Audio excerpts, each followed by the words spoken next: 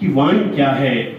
वाणी यानी भाषा क्या है। कहा है कि वाणी अज्ञात पदार्थ को बताने वाली है, विद्वान लोगों की स्वामिनी है, प्रसन्नता देने वाली है, और वाणी अपने प्रभाव से चारों ओर अन्न और रस का और ऊर्जा का दोहन करती है, ज्ञान और मधुरता फैलाकर मानव को समृद्ध और प्रफुल्लित करती है।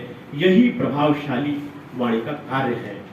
वाणी, अब हम आ जाएं विचार पर, तो सबसे बड़ी विशेषता है कि मनुष्य विचारशील प्राणी है, तो विचारों के महत्व पर भी विचार करना जरूरी है। और जब से धरती पर मनुष्य पैदा हुआ है तो कभी भी हम विचार शून्य नहीं रहे। विचार क्या है असल में? ये मस्तिष्क की विचार शक्ति है, जो हमारा विवेक है, हमारी बुद्धि है, तर्क है, प्रज्ञा है, हमारा चिंतन है। और देखा जाए तो विचार शक्ति ही लोक का विस्तार है, लोक का मानस है, लोक की चेतना है, लोक का वैचारिक अस्तित्व है, और एक एक व्यक्ति का आंतरिक व्यक्तित्व है हमारा विचार या हमारी सोच। तो विचार शक्ति ही है जिसने राम को, कृष्ण को, कबीर को, मीरा को और तुलसी जैसे व्यक्ति को व्यक्तित्व प्रदान किया। और एक दिन बुद्ध हैं, कार्ल मार्क्स हैं, महात्मा गांधी हैं, अंबेडकर जैसे व्यक्तित्व को विचार में परिणत कर दिया। और आने वाली पीढ़ियां अब उन्हें विचार नहीं बल्कि विचारधारा मानती है। तो यह है विचार का महत्व। और आपने देखा है कि संवेदनशील विचार और वाणी का जब संयोग हुआ तो विश्व साहित्य की पहली पंक्ति निकली, जो घनीभूत पीड़ा से निकली है। मां निषाद प्रतिष्ठा त्वं गमः शाश्वती समाह यत क्रौंच मिथुनादेकम वधि काम मोहितम। आप सब जानते हैं, कहने की आवश्यकता नहीं है। आपको बता दें कि विचार करना बहुत जरूरी है। हम विचार नहीं करते आजकल। दुखों की अति व्याप्ति थी जीवन में, बहुत ज्यादा। तो एक था सिद्धार्थ गौतम, राजकुमार था, उसने विचार करना शुरू किया, अपनी भाषा में सवाल करना शुरू किया कि आखिर दुख है क्यों, दुख का उपाय क्या है। सोचते सोचते सोचते विचारते कई साल बीत गए, और फिर एक दिन जब विचारों के घमासान का समाधान निकला, विचारों के घमासान का जब समाधान निकला, तो निर्वाण का ज्ञान कहलाया। और उस निर्वाण के ज्ञान को भाषा में संचित किया और सारनाथ में पहला उपदेश दिया। वो विचार ही था जिसने राजकुमार सिद्धार्थ को भगवान गौतम बुद्ध बना दिया। मैं कहने नहीं आया, असल में मैं बात करने आया हूँ अपने युवा साथियों के साथ, क्योंकि यहाँ युवा बैठे हैं। और ये पूरा कार्यक्रम, ये जो महाकुंभ, विचारों का जो महाकुंभ है, इसका आयोजन हमारे आदरणीय लक्ष्मीकांत चंदेला सर ने किया है, तो केवल और केवल हमारे युवा साथियों के लिए किया है। उन्होंने अपने ब्रोशर में लिखा है, ये जो सूचना पत्र है उसमें लिखा है कि हमारी युवा पीढ़ी को अब जागृत और ऊर्जस्वित करने की आवश्यकता है। इसलिए यह विषय रखा गया है, भाषा, विचार और व्यक्तित्व। तो इसी विषय पर छोटा सा आलेख है। मैं चाहूंगा कि युवा पीढ़ी जो हमारी विद्यार्थी है, शोधार्थी हैं, थोड़ा सा समय दे दें मुझे 2-4 मिनट का। तो मैं केवल आपसे संवाद करने आया हूँ, बात करने आया हूँ। मुझे व्याख्यान देना नहीं आता। मैं विद्यार्थी हूँ और शिक्षक हूँ। माँ सरस्वती का वरदान है, तो शिक्षक की भी भूमिका का निर्वहन करूँ, ऐसा मैं मानता हूँ। मनुष्य सबसे श्रेष्ठ प्राणी है, आप जानते हैं, कल बात कह चुके हैं आदरणीय श्री राम परिहार जी, जो सारस्वत अतिथि थे हमारे। उनके व्याख्यान के आगे अब कुछ कहना शेष नहीं रह जाता, लेकिन चूंकि तकनीकी सत्र है, भूमिका भी निभानी है, तो मैं कह रहा हूँ मनुष्य सबसे श्रेष्ठ प्राणी है इस दुनिया का। और यदि कोई उसके पास गुण है तो वाक, वाक यानी वाणी, वाणी यानी हमारे विचारों को प्रकट करने का सशक्त माध्यम। कहा भी गया है, वाणिका एवं समलं करोति पुरुषम या संस्कृता धार्यते चियन्ते खिल भूषणानि सततवाद भूषणम भूषणम। और आपको बता दें कि संस्कृति के तात्विक रूप में ये भाषा का बड़ा महत्व है। भाषा मनुष्य की पहचान है, और केवल विचारों की अभिव्यक्ति का माध्यम ही नहीं, व्यक्तित्व विकास का सबसे बड़ा साधन है, आधार है। भाषा हमारे समाज की पूंजी है, हमारे व्यक्तित्व की पूंजी है, और इस लिहाज से ये पूरी मानवता को आलोकित करती है। भारतीय ज्ञान परंपरा का अक्षय स्रोत क्या है, मेरे विद्यार्थी बताएंगे? सवाल नहीं कर रहा हूं, कोई परीक्षा नहीं कर रहा हूं, हालांकि अब केवल परीक्षा ही रह गई है, शिक्षा तो गायब हो गई है, परीक्षा ही बची रह गई है। इसलिए विद्यार्थी यहाँ नहीं आए, क्योंकि विद्यार्थी कम और परीक्षार्थी ज्यादा हो गए हैं। भारतीय ज्ञान परंपरा का अक्षय स्रोत है हमारे वेद, और वेद में ऋग्वेद।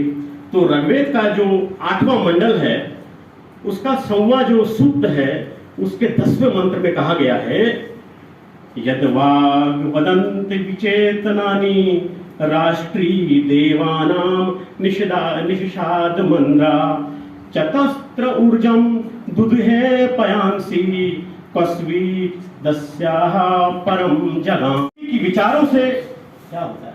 विचारों से महात्मा गौतम बुद्ध बन गए, राजकुमार सिद्धार्थ गौतम बुद्ध बन गया। ज्ञान टपका नहीं कि बैठ गया और टपक गया ऐसे और बांट दिया सब। विचार प्रक्रिया थी, विचारों का घमासान चला 9 साल तक, तब जाके उसका समाधान निकला। विचारशील होना बहुत जरूरी है।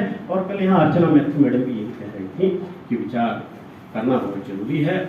समय कम है, मैं जल्दी जल्दी अपने बात कहूँगा। कुल मिला के कह दूँ कि ये जो विचार है और जो सोच है, हमारे व्यक्तित्व का निर्माण करते हैं, और विचार हमारे व्यक्तित्व के प्रवक्ता हैं। बोर तो नहीं हो रहे आप लोग? चलिए, और आपको बता दूं कि मनोविज्ञान को भी पढ़ना चाहिए। एक मशहूर मनोवैज्ञानिक हैं और मनोविज्ञान के संस्थापकों में बड़े अग्रगण्य माने जाते हैं, गार्डन अल्पोर्ट। तो गार्डन अल्पोर्ट ने कहा था कि व्यक्तित्व क्या है? व्यक्तित्व उन मनोदैहिक व्यवस्थाओं का गत्यात्मक संगठन है जो वातावरण के साथ समायोजन स्थापित कर लेता है। बड़ी कठिन परिभाषा है, विद्यार्थी समझ नहीं पाएंगे, हमको भी, शिक्षकों को भी समझने में समय लगता है। आदरणीय विरोध तिवारी, तो आपको बताऊं कि सीधी सी भाषा में इसको पर्सनालिटी कहते हैं अंग्रेजी में। और पर्सनालिटी ये पर्सोना शब्द से बना है। और पर्सोना शब्द का अर्थ क्या होता है? मेरे प्रिय विद्यार्थी बताएंगे कोई? पर्सोना का अर्थ होता है मुखौटा। तो बताइए आप, हम सब मुखौटा लगा के रखते हैं। राहत इंदौरी साहब का एक शेर है कि दिलों में आग लेकिन होठों पे गुलाब रखते हैं। दिलों में आग लेकिन होठों पे गुलाब रखते हैं, और लोग अपने चेहरों पे 2-2 नकाब रखते हैं। अब नकाब, पर्सोना को आपने पर्सनालिटी बता दिया। पर्सनालिटी कैसे बनेगी? भारतीय परंपरा के लोग हैं हम लोग। भारतीय ज्ञान परंपरा सबसे बड़ी है। इस नाचीज ने एक परिभाषा गढ़ी है, शायद आपको पसंद आए। व्यक्तित्व का सही अर्थ है किसी व्यक्ति के विचार, वाणी, कर्म और आचरण का सकारात्मक संतुलन। तो हमारी वाणी है, हमारा विचार है, और हमारे कर्म है, और हमारा आचरण, इसका जब संतुलित और सकारात्मक संतुलन होगा तो देखिए आप, गजब का व्यक्तित्व बनेगा। साहित्य का विद्यार्थी हूं तो एक छोटी सी बात आपने कह दूं कि इसी व्यक्तित्व को निभाने के लिए भाषा हमारा हथियार होती है। साहित्य का विद्यार्थी हूं तो छोटी सी कहानी याद आ रही है। एक टोकरी भर मिट्टी, आदरणीय लक्ष्मीचंद सर बैठे हैं। टोकरी भर मिट्टी, आप देखिए कि उसने हड़प लिया है, जमींदार ने, बाहुबली आदमी ने बुढ़िया की जमीन हड़प लिया है। निरुपाय है, कोई नहीं है उसका। एक बाहुबली व्यक्ति ने उसकी झोपड़ी हथिया लिया, क्योंकि झोपड़ी जो है उसके महल के सामने दागनुमा महसूस हो रही थी। हड़प लिया साम दाम दंड भेद करके, और बुढ़िया का कोई नहीं है, केवल एक नातन है उसकी, पोती है उसकी 5-6 साल की, और जमींदार ने भगा दिया। किस तरह रह रहे हैं कहीं पर। अब उस पोती ने खाना पीना छोड़ दिया है। हिंदी की पहली कहानी का दर्जा मिला है एक टोकरी भर मिट्टी को, इसलिए मैं अपने युवा साथियों के साथ इसे साझा कर रहा हूं। कृपया ध्यान से सुनिएगा। जमींदार ने हड़प लिया, पोती ने खाना पीना छोड़ दिया, बोली कि अब तो मैं खाऊंगी पीऊंगी नहीं। तो बुढ़िया ने उपाय निकाला, तदबीर निकाली, गई बाहुबली के पास, बोली सेठ जी ऐसा कीजिए कि मेरी बिटिया ने खाना पीना छोड़ दिया है, वो एक टोकरी भर मिट्टी लेना है मुझे। एक टोकरी भर मिट्टी लूंगी तो उसे चूल्हा बनाऊंगी। मिट्टी के चूल्हे, मिट्टी के घड़े अब तो गायब हो गए हैं। आप सोचें, जिनके घर मिट्टी के घड़े होते हैं, कद में छोटे सही पर दिल के बड़े होते हैं। तो मिट्टी के चूल्हे हमने अपनाने चाहिए। तो मिट्टी का चूल्हा बनाऊंगी, फिर मिट्टी के चूल्हे में फिर मैं रोटी बनाऊंगी, उस रोटी को अपनी पोती को खिलाऊंगी। शायद ये जो घर है इसकी भावना उसमें लौट आ, खाना खाना शुरू कर दे। तो कृपया एक टोकरी मिट्टी दे दीजिए। बाहुबली ने कहा ले जाओ। बुढ़िया गई अंदर, टोकरी भर मिट्टी लेके आई, अब बेचारी बुजुर्ग थी तो इस तरह लाई और फिर सेठ जी से कहा कि सेठ जी तनिक थोड़ा ऊपर तो उठा दीजिए, मेरे सर पे रखवा दीजिए। तो सेठ जी झुके और मिट्टी उठाने लगे तो यहाँ तक भी नहीं उठा पाए, एक हाथ दूरी भी नहीं उठा पाए। बोले माताराम माफ करना है, ये तो हमसे उठाई नहीं जा रही है।